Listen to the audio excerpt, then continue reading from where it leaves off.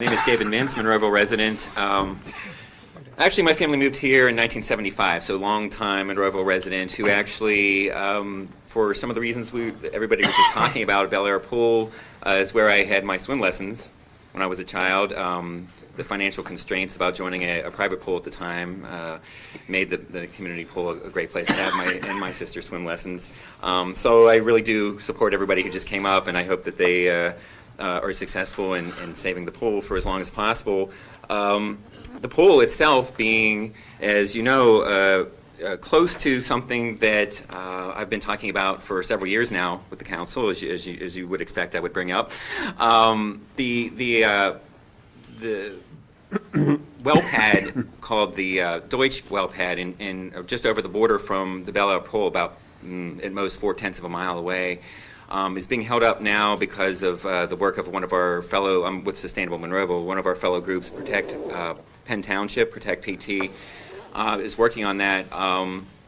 If that pad does go in, and the wells do go in only 4/10 of a mile from a pool that I hope we do save for our community to keep our community a nicer place, that would not be ideal, to say the least.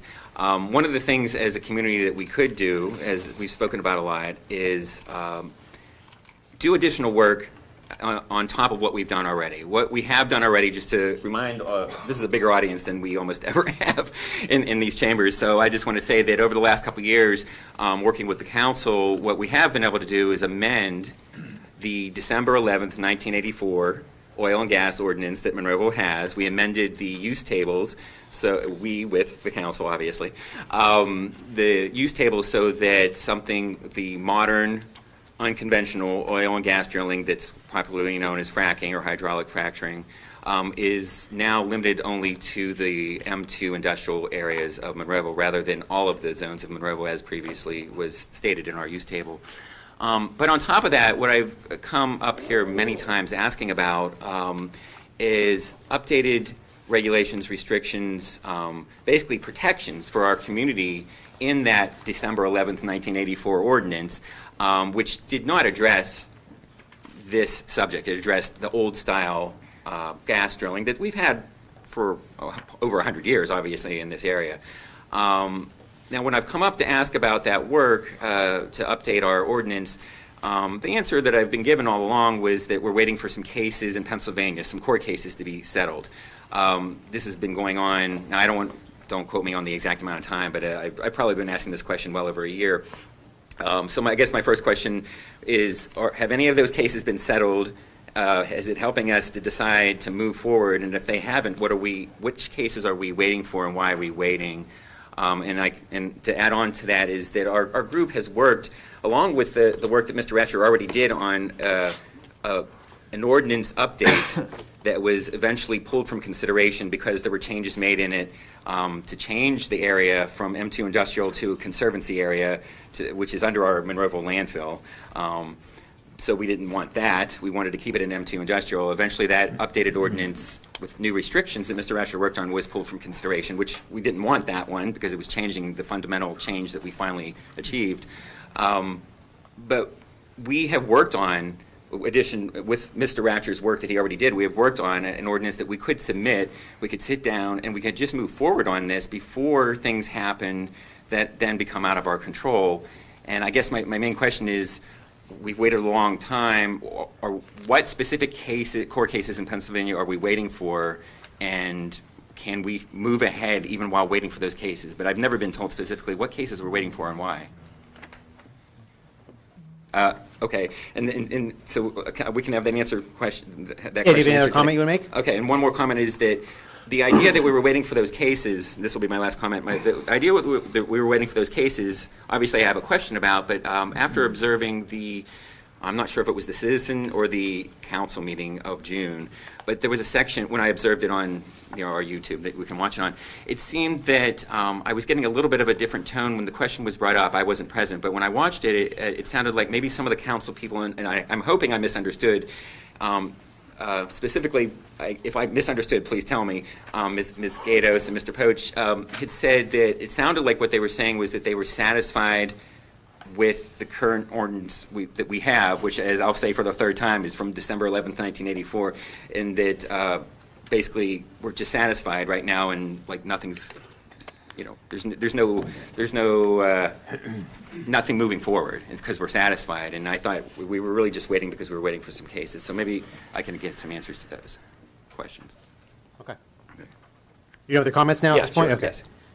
Well, a couple things. The change that we made, I forget the date, you mentioned it earlier actually, where we made it restrictive to M2 industrial. Right. Then there was, as you mentioned, there was another ordinance that was actually more restrictive because it was going to S Conservancy, which is only one zone in Monroeville. There are 3 M2 industrial zones in Monroe, but as far as acreage, that is a smaller, more restrictive zone, was S Conservancy that we have in Monroeville. But we did, like you said, we pulled that, and there was pros and cons to both, and council was fine with leaving it at M2 industrial, which does Act 13, which regulates Marcellus Shale drilling in Pennsylvania, requires a community to have at least, you can't just ban fracking. So you have to have some spots to do this in. So I guess maybe to your question about what ended up happening, we tried to put a different ordinance in. There was some backlash from, yourself and some people that were advocates for it or against it, and we decided to pull it. So I think that's probably why the main reason why something new hasn't been approached, because at this point we tried to do something, it was rejected, so now we're in a holding pattern with our M2 industrial. Now, if you have documents that you would like to present to us, I mean, I would be happy to take them and we can go over them. Yeah. And as far as court cases that we're waiting, I think we're always looking for, what's happening in the state. And Mr. Ratcher, are there specific ones right now that we're?